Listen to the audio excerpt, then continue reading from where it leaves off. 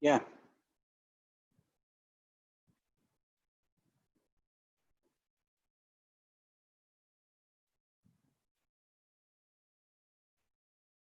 What are the new timings, sir? 3:45 to 4:45 p.m. will be the new timings for physics class. Okay, so if you want the updated timings,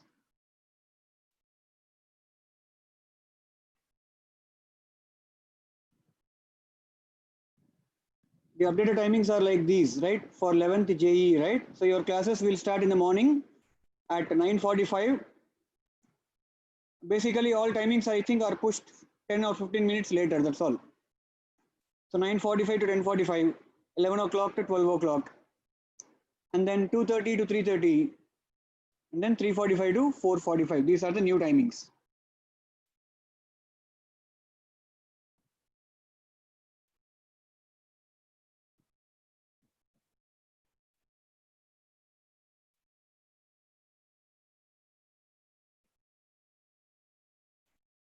Someone is asking for Jamboard link.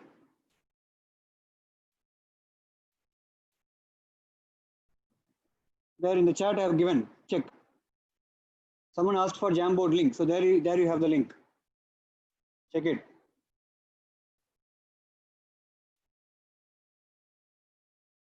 Now in yesterday's class, I had observed that many of us actually left some 15 to 20 minutes before the closing time.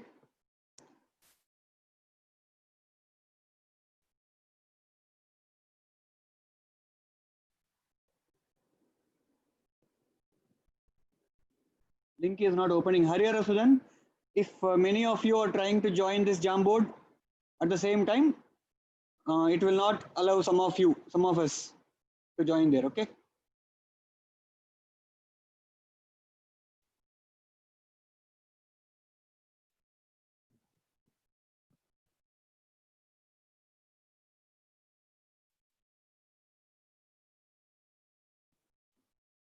There were some doubts asked.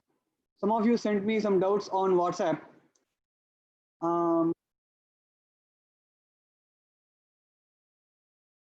Some of you sent me doubts on WhatsApp.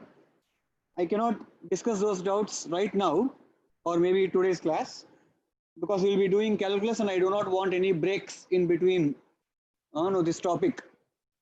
Okay, so after this calculus is done, we will look at those doubts. Okay.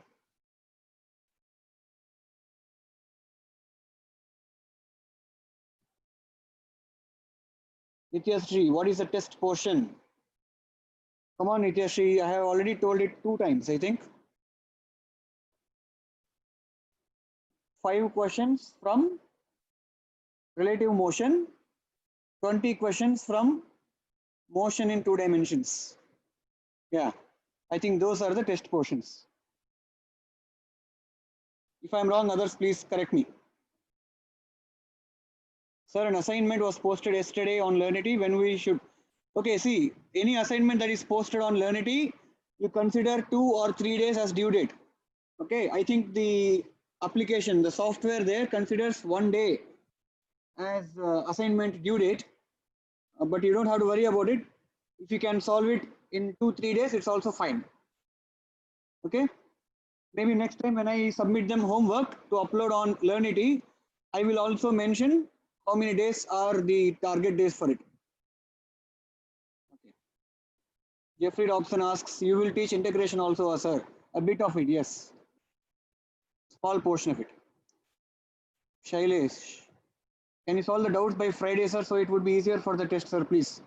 Yeah, I will try to do that. Shailesh, don't worry. I'll take care of that. If I cannot teach the doubts in the class, Shailesh, I will write the solutions for all questions on paper and take pictures of it and post it on Learnity. Will that be fine? Raghavendra, don't worry about it. You will not be losing any marks for overdue.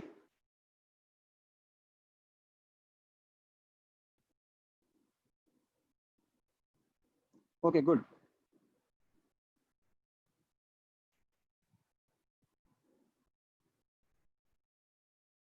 Okay, I saw in yesterday's class that some of you left early.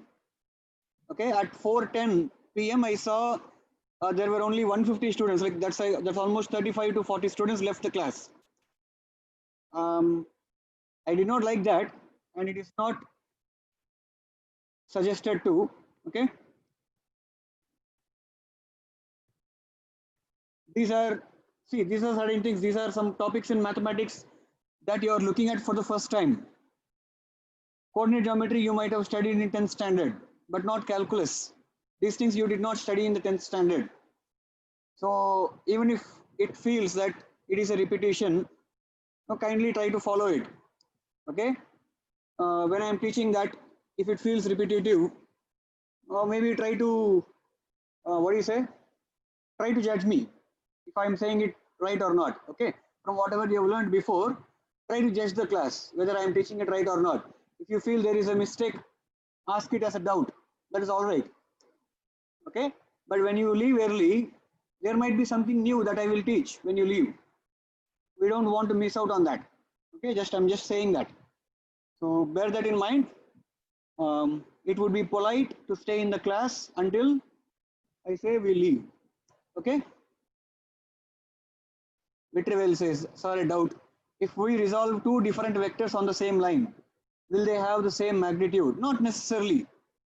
No, Vitrivel, not necessarily, not necessarily. Does not have to be. Okay. Say, for example, there is a vector 10 meter per second, and this angle is 45 degree. There is another vector 5 meters per second, and this angle is 60 degree. Okay, let us say that. Then if I simplify or if I resolve the first vector into two components, one along this line, the other perpendicular to this line, and the second vector also into two components, one along this line and the other perpendicular to this line. The component of the first vector along the line would be 10 cos 45 degree. The other component would be 10 sin 45 degree. Okay, the other vector, second vector, component of that along the line would be 5 cos 60 degree. In fact, in opposite direction to 10 cos 45 degree. Also, the other component would be 5 sin 60 degree. Okay, so this component is equal to 5 root 2 units. This is also equal to 5 root 2 units. This is actually equal to 2.5 units. This is equal to 2.5 root 3 units. Okay, these two are not same. This is in fact close to 7, and this is, this is basically 2.5. They're not same. They need not be same. Okay, so don't think like that. What is tension on a string? If it's a rock, if it's a block, okay, if you tie a string to it and you pull using the string, this force is called as tension. Or the string also pulls you back, is it not? If you are here and you are pulling onto the string with a force F, the string also pulls you. So you are this and you are being pulled by the string. Okay, that force exerted by the string on any object attached to it, or any object attached or tied to it while it is stiff. The string must be stiff. The string cannot be like this. Okay, the string must be stiff. While it is stiff is called as tension. We will learn that in forces chapter. Do not worry. In your homework, when you see these words, forces, tensions, etc., just consider them as vectors and work out. Okay.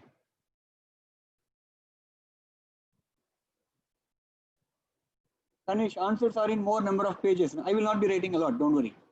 I'll write abridged answers only. Sir, I have a doubt in assignment 7th question. Can you please clear it, sir? Raghavendra, I will solve all questions by this weekend, or I will submit solutions myself. Okay, so I think we are to the full strength now. I think we can start the class. I am closing the chat. Good afternoon once again. Okay, so let us continue from where we stopped yesterday. So yesterday we saw some basics of coordinate geometry.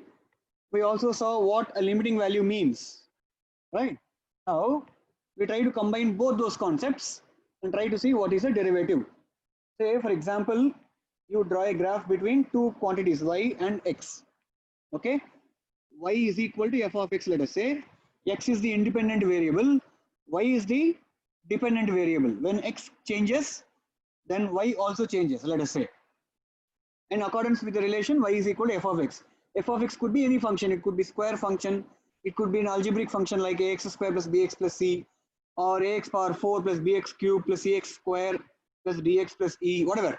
Okay, so it could be an algebraic function like that, or it could be an exponential function like 3 power x, e power x, 5 power x, a power 2x, like that. Okay, it could be an exponential function like that, or it could be a logarithmic function like log x to the base 10, or ln x, or ln of x cube minus 3, something like that.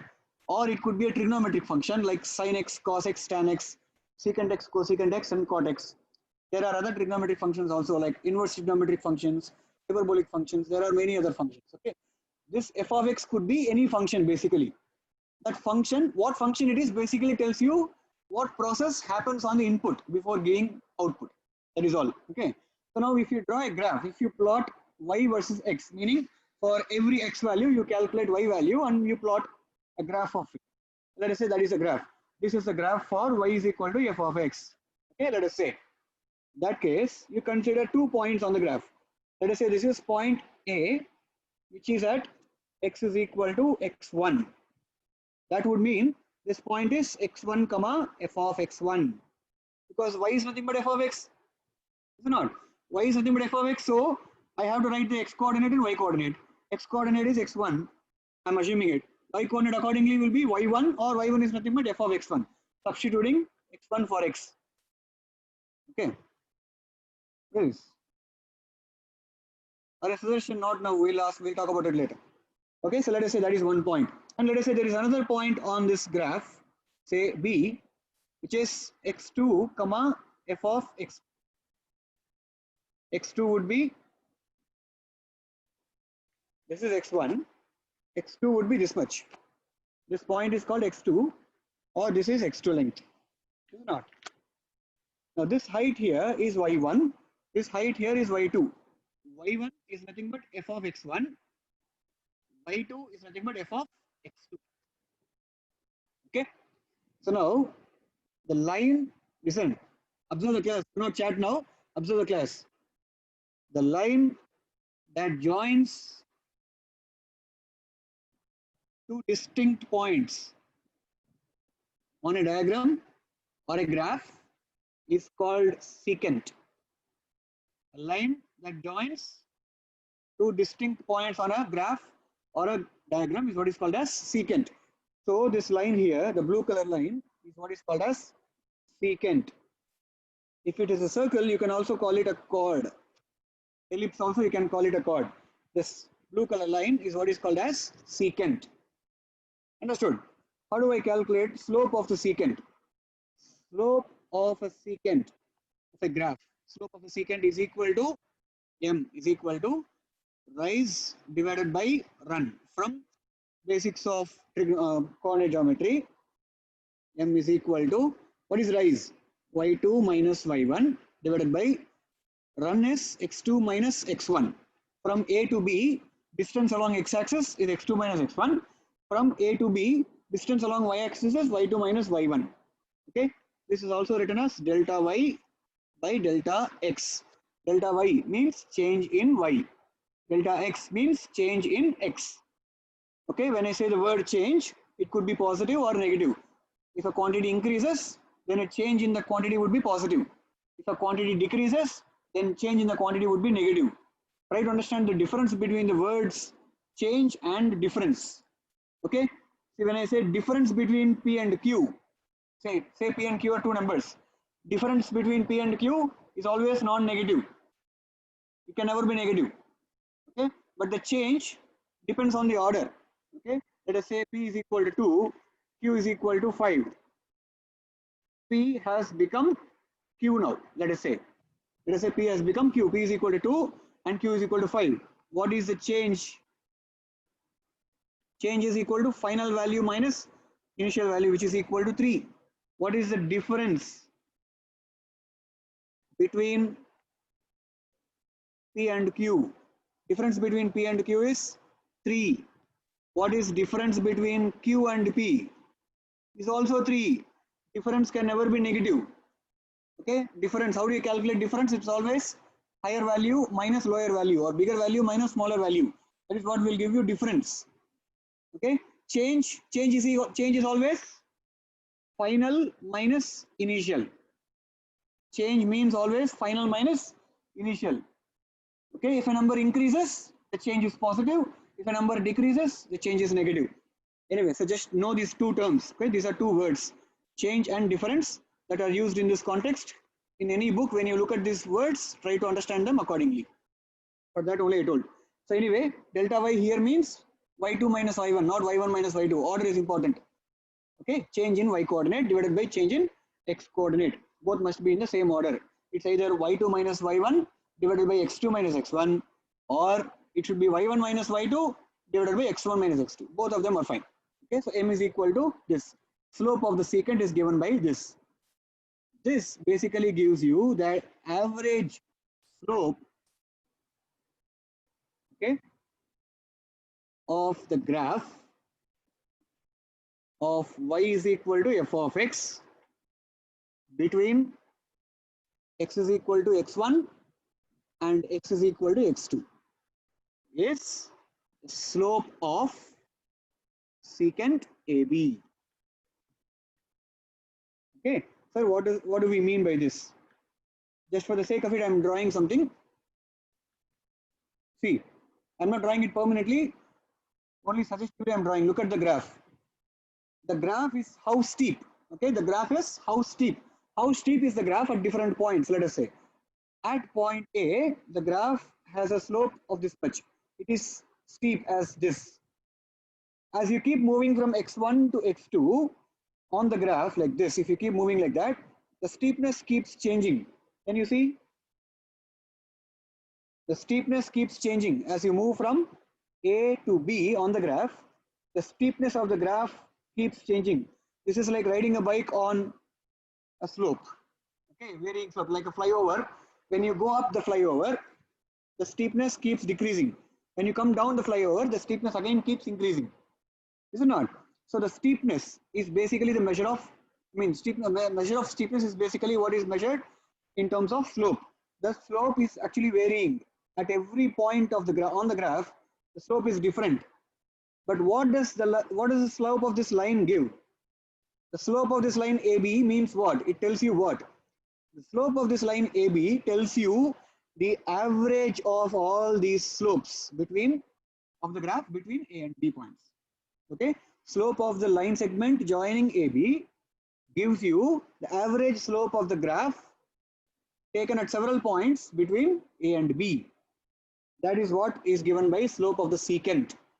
Okay, so average slope is equal to delta y by delta x. This is the concept of slope or average slope. Okay, now Newton had a problem here. What problem? Newton wanted to calculate, okay, Newton wanted to calculate the slope of this graph at one point. Okay, instantaneous slope it is called. Newton wanted a way or method to be able to calculate slope of a graph at one particular point. For that, he had to imagine a line called tangent. There were already lines called tangents. So see, let us say you want to calculate slope of the graph of y is equal to f of x, okay, at x is equal to x1 is what? This is the question. This was the question. Okay, or in other words, we want to calculate instantaneous slope of the graph of y is equal to f of x at x is equal to x1. We want to calculate the instantaneous slope of the graph. So it's not a secant now. So I will draw this with a green ink pen. Slope at x is equal to x1, how steep is the graph? The graph steepness is given by the slope of a line called tangent. Okay, that green color line is what is called as tangent. You could say the line that touches the curve at a point on it. The curve has a lot of points on it. At any one particular point, if you draw a straight line in such a way that that straight line only touches the curve at that point, does not cross the curve. Okay, the curve passes through the point. The line must also pass through the point, but the line should not cross the curve at that point. Such a line is what is called as tangent. Is called as tangent to the curve at that point. So tangent to a curve is defined at a particular point, which means at different points on a curve, there could be different tangents. Okay, at different points on a curve, there could be different tangents. Try to understand this concept. Tangent is a line that touches a curve. I'll elaborate on this. Say, for example, this is a random curve. Okay, at any point, if I have to draw a tangent, what do I do? Say, for example, this is a point on the curve. I want to draw tangent at that point. What do I do? I have to imagine a straight line that passes through the point. How many straight lines will pass through a point? The number of straight lines that can pass through a given point is infinitely many. Steepness will pass, steepness I meant. Hey, that is English, though. You don't ask me doubts like that.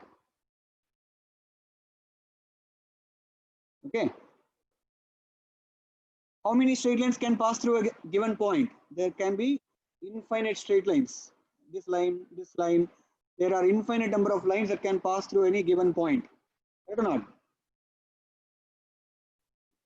But among all those lines, only one line does not cross the curve and still pass through that point. Okay? Among all those lines, only one point does not cross the curve. You look at every other line. See, this line crosses the curve. This line crosses the curve. This line cuts the curve. See, it's also crossing it. This line also is crossing the line, crossing the curve. Only one straight line, which is drawn as red color line there, does not cross the curve at that point. This line is called as tangent to the curve at point P. If this point is called P, tangent to the curve at point P. Okay, so what about another point? Say, for example, there is another point here. Let us say this point is Q. What about tangent to the curve at Q? Tangent would be this. Okay, it's a straight line that passes through the point but does not cross the curve at that point. We say the line just touches the curve at that point. Okay, so this line is called tangent to the curve at Q. Sir, are these both lines same? This line and this line, are they both same? Clearly they are not same. They don't have to be same also. Okay, I'll tell you one more thing. Say, for example, I have to draw tangent at this point. Okay, how do I draw tangent at that point? The tangent at that point is drawn as a line that touches the curve at that one particular point. If that point is called as R, this line is called tangent to the curve at the point called R. Okay, but you may say, sir, this line, yes, it touches the curve at R, but it seems to cut here. Does it not? This line here seems to cut the curve at this point. This point is called as S. Now, this line is not a tangent to the curve at S. Understood or not? So that line is a tangent to the curve at R, but that line is not a tangent to the curve at S. Understood? So a line can be a tangent to a curve at a point and be not the tangent to the curve at a different point. So do not think that a tangent to a curve cannot cut the curve at any other point. It can. Okay, tangent drawn on a curve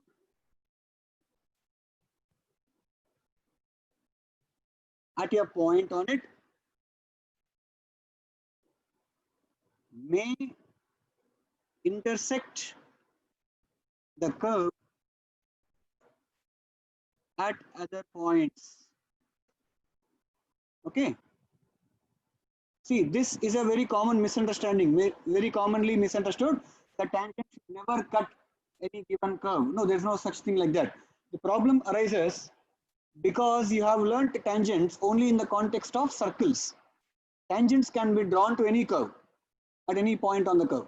Okay, but you have learnt in 10th standard the concept of tangent in the context of circles only. Circle is a closed diagram, which is convex also. Okay, because it is a convex closed diagram. If you draw tangent at any point of a circle, clearly the tangent will not cut the circle at any other point. You draw tangent anywhere. Okay, so if you tell me, sir, I will give you a point like this, point P, draw a tangent there. That is a stupid question. Tangents cannot be drawn to a curve at a point that is not on the curve. Understood? The tangent to a curve is only defined at points that are on the curve. Understood? I hope you understood what is a tangent now.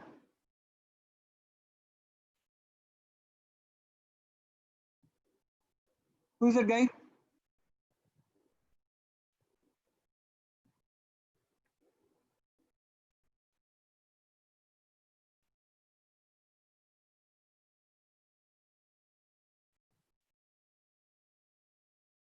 There's no proper way to sort out the participants also.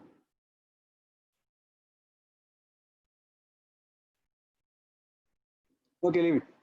So yeah, so I hope you understood the concept of tangents. Understood, na? So I'm going back to the previous slide. So the issue for us is to calculate the slope of a tangent. We want to calculate the instantaneous slope of the graph at one particular point x is equal to x1, let us say. I will redraw the graph again, just for the sake, okay? So this is C1, huh? I'll put a slide here. Okay, let me redraw this curve again. Same graph I'll be drawing. So if this is point x is equal to x1 and this is point A, we want to calculate the instantaneous slope of the graph of y is equal to f of x at x is equal to x1. How do we do it? What we do is just we will draw a tangent to the curve at the point and we will calculate the slope of that one. This is nothing but instantaneous slope of a graph of y equal to f of x at x is equal to x1 is nothing but slope of tangent to the curve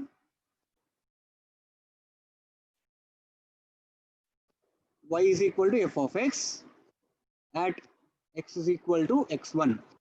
Understood or not? Instantaneous slope is nothing but slope of tangent. But how do I calculate slope of tangent? Here I see I need 2 points to be able to find slope. I don't have the second point here. Okay, so for that what I'll do is I'll consider another point. Let us say I'll consider a point called C. Let us say I'll consider a point called C. The point C is like, say for example, the distance between A and C along x-axis, let us say, is h. Then this point is nothing but x is equal to x1 plus h, is it not? Suppose the coordinates of C would be x1 plus h, comma f of x1 plus h. Do we understand this? If I assume that there is a point C on the graph such that the distance of point C from point A measured along x-axis is h, then point C can be written as x1 plus h, comma f of x1 plus h. If I join these two with a straight line and I calculate slope of that straight line, m is equal to m of what? Slope of line AC. Slope of line AC is nothing but slope of secant AC. Is it not two different points? No. This is nothing but f of x1 plus h minus f of x1 divided by x1 plus h minus x1. Look at the diagram and try to see if it makes sense or not. Slope of the secant AC is nothing but y2 minus y1 divided by x2 minus x1. Point A is x1 comma f of x1. Point C is x1 plus h comma f of x1 plus h. So the slope of the secant AC is nothing but y2 minus y1. This is y2. This is y1. So y2 minus y1 by x2 minus x1. This minus this. Okay. But clearly x2 minus x1 is nothing but what? This is f of x1 plus h minus f of x1 divided by x1 plus h minus x1 is simply h. So my slope of the line AC is nothing but this. Okay. But how do I make this slope of the tangent? How do I make this a slope of tangent? Slope of tangent to the curve y is equal to f of x at x is equal to x1 is same as the slope of secant AC, okay, as h tends to 0. Try to understand the concept. See if it makes sense or not. What I'm trying to do here, I have defined a point C which is h away from A on x-axis, and then I'm trying to decrease h. Okay, I'm trying to bring C as closely as possible. Okay, which means if this is, I mean, h value is decreased, let us say, which means the C will come here. So the secant AC becomes this. Okay, if I decrease h value further, the point C will come here. So the secant AC becomes this. So if I keep decreasing the h value, the point C approaches the point A, and the secant AC tends to become tangent at A. Understood or not? As h becomes 0, A and C both points will become same. In that case, the secant AC would have tended to become the tangent to the curve at point A. So ultimately what we understand here is slope of the tangent at A. Slope of the tangent at A or at x is equal to x1 is given by slope of the secant AC as h tends to 0. That is what we write it as limit h tends to 0 of f of x1 plus h minus f of x1 divided by h. That is what we write mathematically as. This slope of tangent is nothing but derivative of f of x at x is equal to x1. This is basically the definition of derivative. Okay, derivative of a function at x is equal to x1 is nothing but slope of the graph drawn to that function at that point. Understood or not? Tell me if this makes sense or not. I'm telling you that line AC is nothing but called as secant.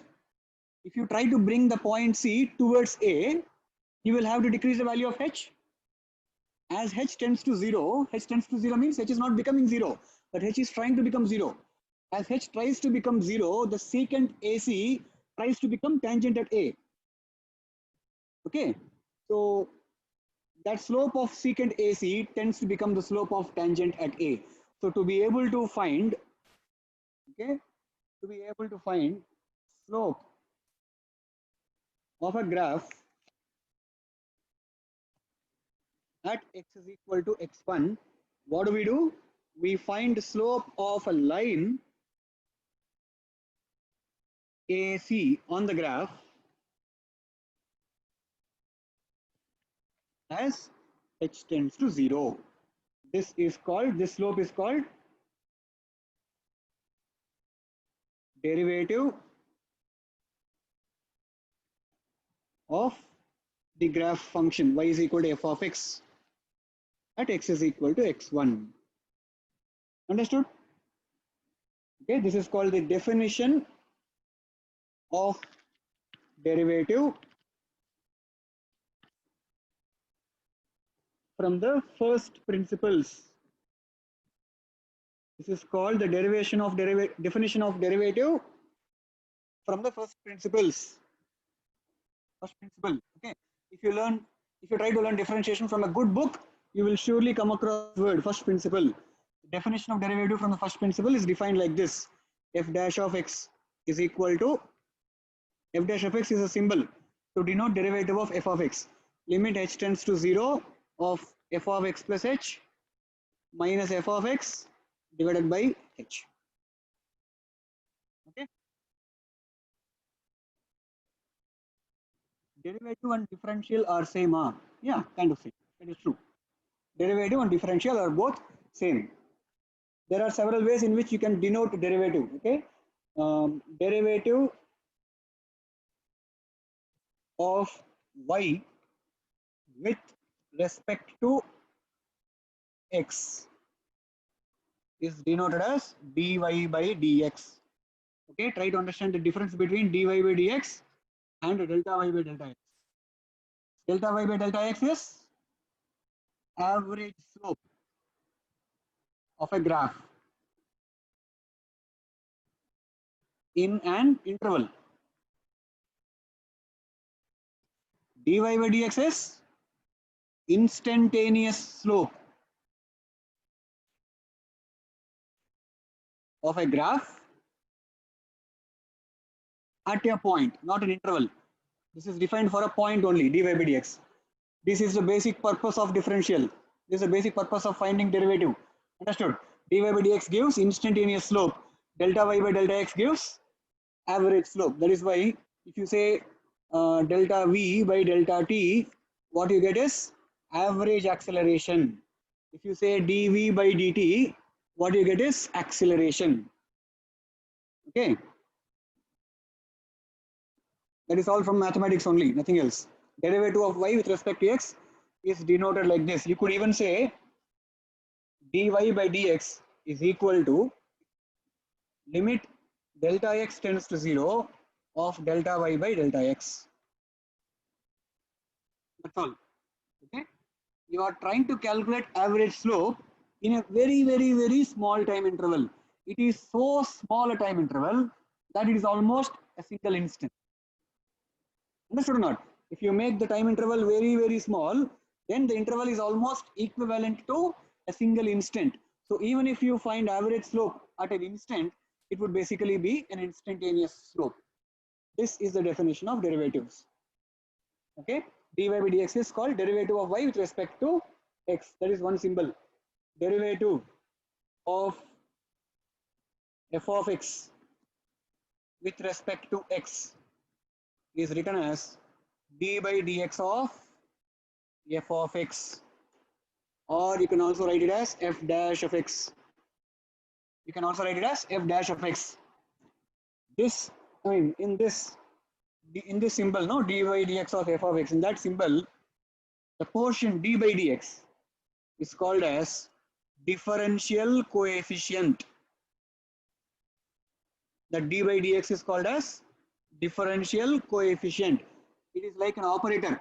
Okay, there is no meaning for a differential coefficient. Okay, say for example, what is the value of d by dx? This is a stupid question. Understood? What is the value of d by dx? This is a stupid question. Why? Because d by dx is just a differential coefficient.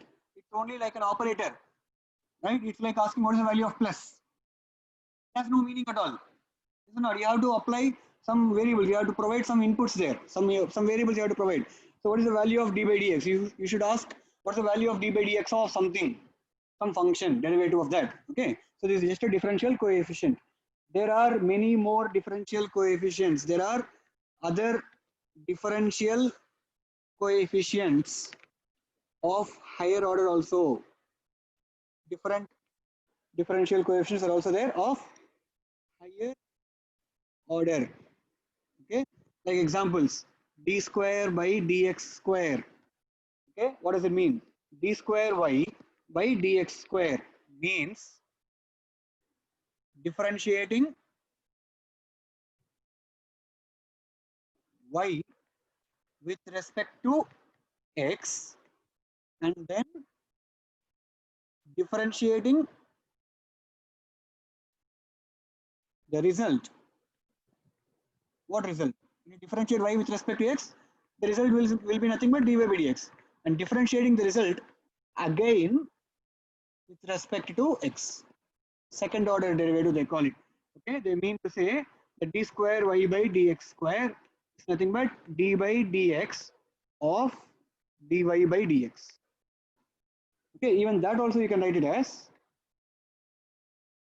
d by dx of y. You could say like that. Understood or not? Similarly, d cube y by dx cube is nothing but d by dx of d by dx of d by dx of y, like that. Okay, there is a different type of differential coefficient like this. Say for example, d square by dx dy of z. Let us say z is third variable now. What does this mean? Or you could say d square z by dx dy. D square z by dx dy. What does this mean? This means d by dx of d by dy of z, like that. Okay, so there are several differential coefficients like that, but don't worry about it. We will not be doing all of them. We will basically try to learn d by dx first. Okay, in mathematics you can learn higher order differentials in 12th standard. For now we will stick to d by dx. That's all. How to find different derivative of a function. Okay, how to find derivative of a function. We can use the first principles, but we will not be using the first principles to find derivative of every function that is given to us. We will try to prove to ourselves that first principles can give you derivatives of functions. Say for example, f of x is equal to x cube. Okay, let us try to find f dash of x. F dash of x is equal to what? This is the question. How do I do? By definition, f dash of x is equal to limit h tends to 0 of f of x plus h minus f of x divided by h. This is equal to limit h tends to 0 of what? F of x plus h is what? F of x is x cube. What does this function do? It takes x as an input, cubes it, and gives x cube as output. So if you say f of x plus h, here the input is x plus h. So what will the function do? It will cube the value of x plus h and give it as output. So f of x plus h is nothing but x plus h whole cube minus f of x is x cube, the whole thing divided by h. I told you how to find limit yesterday. First, always substitute directly. Substitute h is equal to 0 in this. If you put h is equal to 0 here, this term will become x cube. X cube minus x cube. The numerator becomes 0. If you substitute h is equal to 0 here, the whole fraction becomes 0 by 0. Right? When it comes to 0 by 0, do not complete the limit there. Proceed further. Try to find what factor makes both numerator and denominator zeros and cancel that factor out. What can I do for that? I can expand x plus h whole cube. I can expand it as x cube plus h cube plus 3x square h plus 3x h square. Right? That is expansion of x plus h whole cube minus x cube is there carried over divided by h. Now I can cancel plus x cube and minus x cube here. And from all the remaining terms on the numerator, I will take h common, h into h square plus 3x square plus 3xh, whole thing divided by h. Now because h is only tending to 0, okay, because h is only tending to 0, h is actually not 0, which means I can cancel out this h and this h. You cannot cancel those h's if they were zeros, but h is only tending to 0, so it's not 0. I can cancel out those h's. Now in the remaining expression, again substitute h is equal to 0. What do you get? 0 square plus 3x square plus 3x into 0, which leaves 3x square. This is the derivative of x cube with respect to x. So we found the derivative of x cube, which is 3x square. Okay, what do we say? Derivative of x cube with respect to x is 3x square. This is what we say. Understood or not? Similarly, for other functions, say for example, f of x is equal to sin x. In that case, what is the derivative of that? F dash of x is equal to what? How do I do? Same way, f dash of x is equal to limit h tends to 0, sine of x plus h. In place of x, I am substituting x plus h, that's all. Minus sine x divided by h. Expand sine of x plus h, limit h tends to 0 of sine of a plus b is sine x cos b plus cos a sine b. So we do that minus sine x, the whole thing divided by h. Okay, if you substitute h is equal to 0 here, cos 0 becomes 1. If you substitute x equals 0, h is equal to 0, cos 0 becomes 1. Oppose this term, this whole term becomes sin x into 1, sin x. That sin x and this minus sin x got cancelled. Okay, leaving you what? Limit h tends to 0 of cos x into sin h by h. Okay. There are standard expressions, standard expansions for all trigonometric functions. You could check it out later though. Sin h can be written as, do we want to do that? Okay, so let me do it in a different way. See, h is equal to, say for example, some theta. Let us say theta is equal to pi by 4. What is sin theta? For theta equal to pi by 4, what is sin theta?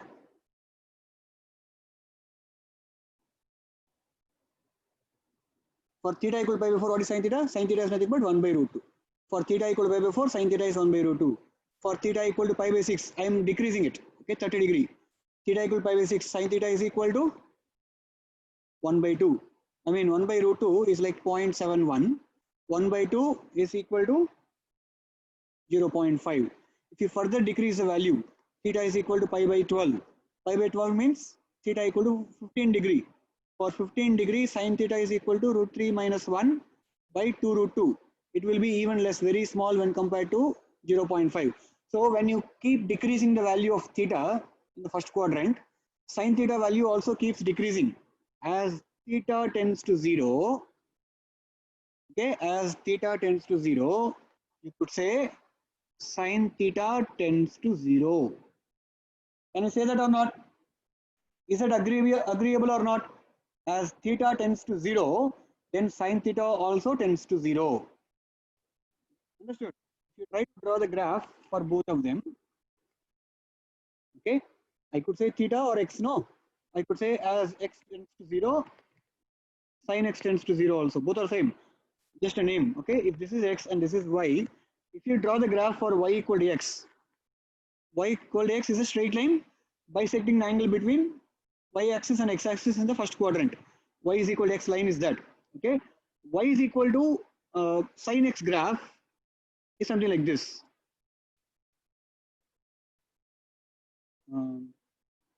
Sin 0 is 0, so yeah. Y equal to sin x graph will look like that. What I'm trying to say is, at x is equal to 0, both those graphs actually meet. They don't intersect actually. I'm just drawing like this, okay? At x is equal to 0, they both actually intersect. So as x tends to 0, sin x also tends to 0. When x is very, very close to 0, sin x is also very, very close to 0. In other words, I could say as x tends to 0, sin x tends to x itself. Does it make sense or not? As x tends to 0, sin x actually tends to become 0. When x is very, very close to 0, sin x is also so close to 0 that you could say sin x and x are both same when x is very close to 0. Using that logic, I could say as h tends to 0 here, as h tends to 0, sin h and h are very close to each other. They're almost equal. Okay, so leaving you limit h tends to 0 of cos x only. There is no h here to substitute, so it leaves you only cos x. That is the derivative of sin x. Understood? That is the derivative of sin x. That is how you can find the derivative of sin x with respect to x. When theta is very small, sin theta is theta itself. Yeah, correct. Understood or not? So we could say again from this, what do we know? Derivative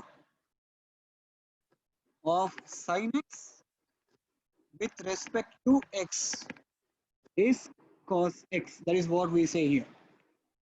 So like that, given any function, I can use the concept of limits and the concept of first principles to find the derivative of that particular function. Okay. However, remember, however, we will, in physics at least, we will never have to find the derivative of any function using limits. This is only to prove to you that this is the definition of derivative. We cancelled h and sin h because as h tends to 0, sin h also tends to 0, which means sin h and h are very, very close to each other. Then h is close to 0. So they are fairly equal to each other. Okay. Remember that this method of finding derivative of a function is called first principles, and we will never use first principles to find derivative in physics at least. In mathematics, for your syllabus, you may have to do that. In physics, we will never do that. Instead of that, what we will do is we will make a table. We will make a nice table where we'll write commonly observed functions and their derivatives. Okay, we will make a table. We will write some functions and derivatives of those functions. Okay, so first function. Let us say the first function is called constant function. First function is called constant function. How does it look like? It looks like f of x is equal to k. K is any constant. K is any real number. Okay, if f of x is equal to 5, y equal to 5, y equal to 5 root 2, these are all constant functions. Okay, f of x is equal to k. What is a constant function? Whatever input you give to that function, the output of the function is always going to be the same. Because output is always going to be the same, there is never a change in y value.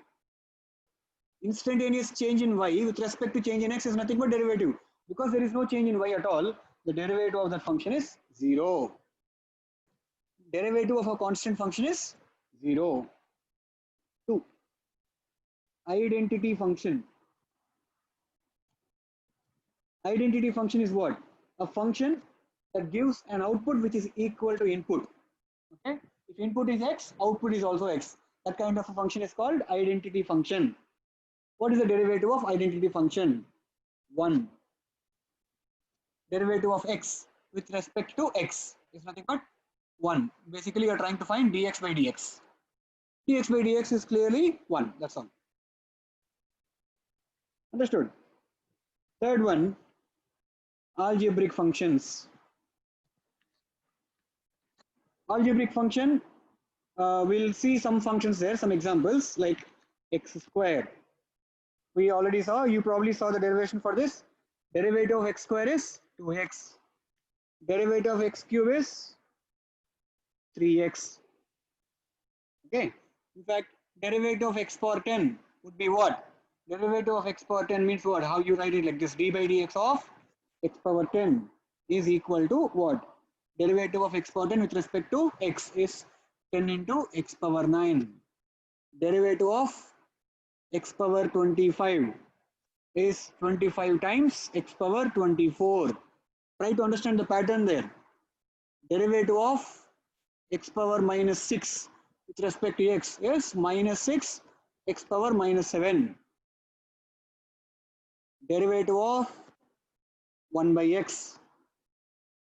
You can write 1 by x as x power minus 1.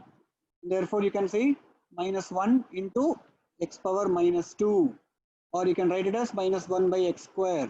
So the derivative of 1 by x with respect to x is minus 1 by x square. Looking at all those things, looking at all those functions, we'll try to generalize it as much as possible. Okay. The general form of an algebraic function is x power n. The derivative of x power n with respect to x is n into x power n minus 1. Derivative of x power n with respect to x is n into x power n minus 1. We'll try to apply that everywhere possible. Understood? D by dx of y square is what? I don't know. You should not say 2y. You should not say 2y. Why can't you say 2y? Because that is a different variable. This is a different variable. D by dy of y square equal to 2y. This is right. Okay. Do you understand the situation here? D by dx of y square is not 2y. D by dy of y square is 2y. Similarly, what is the derivative? D by dx of sine cube x. D by dx of sine cube x, if you think it is 3 sine square x, it is wrong.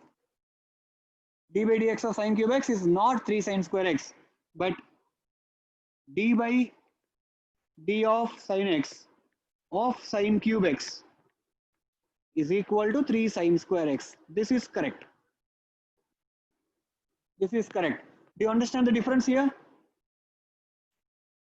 Are we able to understand the difference here? Huh? D by dx of x cube is 3x square. Derivative of x cube with respect to x is 3x square. Now, derivative of sine cube x with respect to sine cube, sine x, 3 sine square x. Okay? Derivative of sine cube x with respect to sine x in pota, 3 sine square x. Derivative of sine cube x with respect to x need not be 3 sine square x. Will not be. Is not equal to 3 sine square x. Understood or not? That is an important thing to know here. Okay. So this is how you calculate the derivative of an algebraic function. Commonly used algebraic functions are like 1 by x. The derivative of 1 by x is minus 1 by x square. We already saw that there. Other commonly used algebraic function is root x. Root x can be written as an algebraic function like what? D by dx of x power half. D by dx of x power half. What will that be? Half into x power half minus 1, which is minus half. Okay. X power minus half can be taken into denominator as x power half. So this will become 1 by 2 root x. Derivative of root x is 1 by 2 root x. Okay. I am going fast, obviously. I know that because this is a recap, not exactly deriving it now. So the derivative of an algebraic function looks like that. Then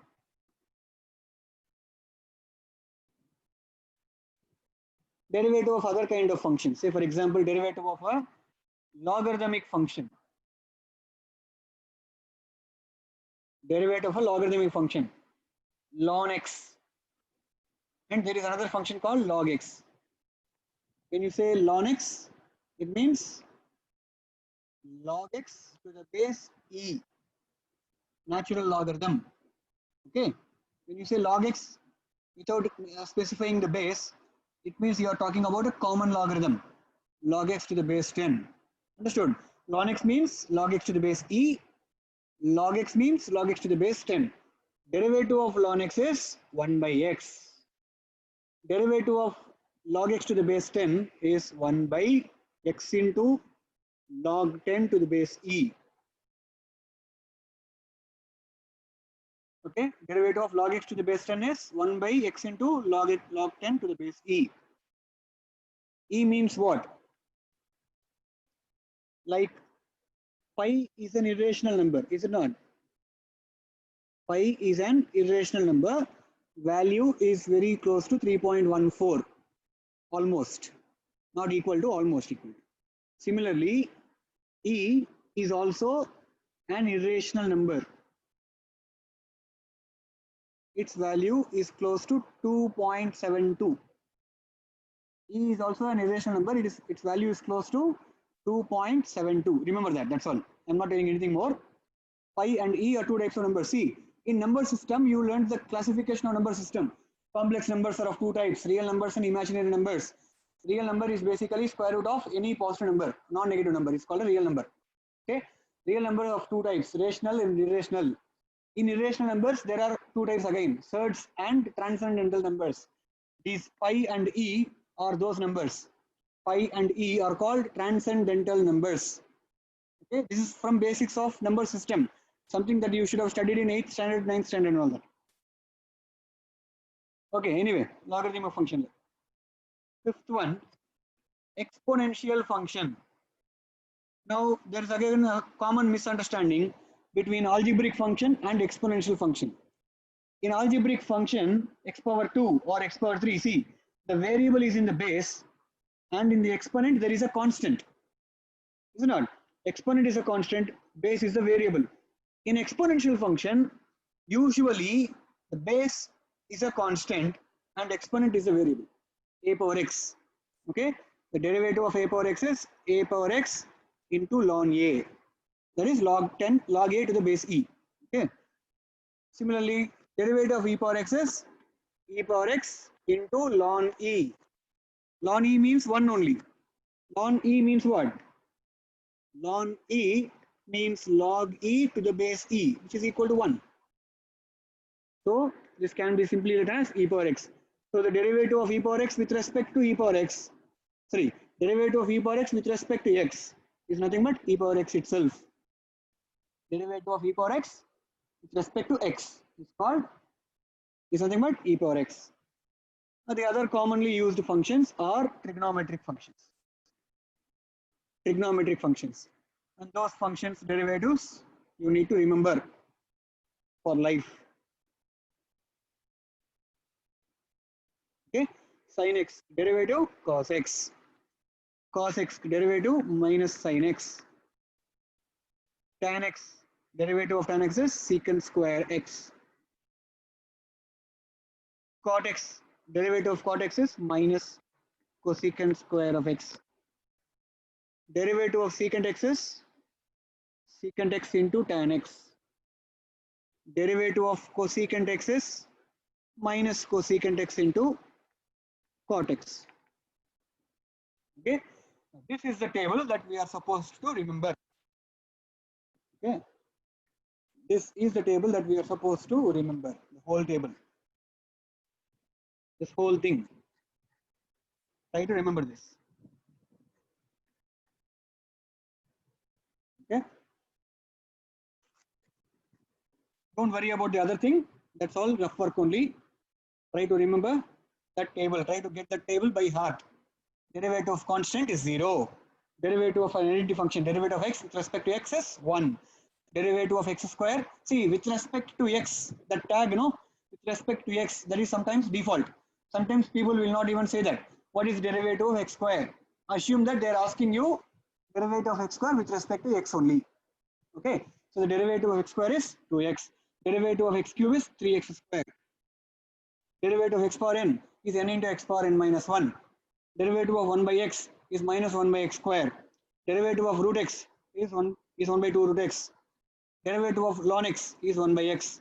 Derivative of e power x is e power x. Derivative of trigonometry functions. Derivative of sin x is cos x. Derivative of cos x is minus sin x. Derivative of tan x is secant square x.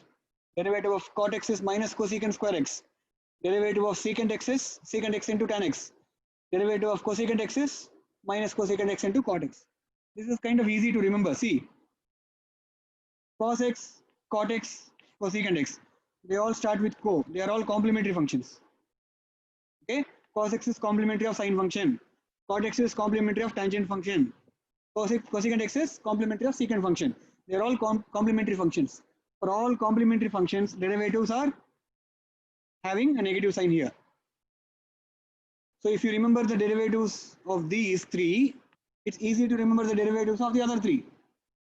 Try to identify a pattern, some repetitive pattern, and try to remember via that pattern. That is how you learn mathematics. Mathematics is all about observing patterns. Okay. Try to remember this table. Tomorrow we will learn rules of derivative, rules of differentiation, chain rule, product rule, quotient rule, etc. Those rules will determine. Without knowing those rules, there's no point in finding differentiation. Okay, so tomorrow we will do that. Please remember, try to get this table by heart. If I ask you derivative of any function, you should be able to say. These are all just basic functions. Okay, nobody is going to ask you to find derivative of one of these functions. These functions are like basics. Okay, we will find derivatives of difficult functions based on derivatives of these functions. That we will see tomorrow. Okay. See, again there are 129 kids. 60 of us left early. 60 of us left early, and the problem is like and they will say the homework is not being checked or the math paper is not being corrected or whatever. How can I talk to you if you're not here? Okay, guys, I'll also leave. I'll end the meeting for all then. See you. Bye. Tomorrow we'll meet.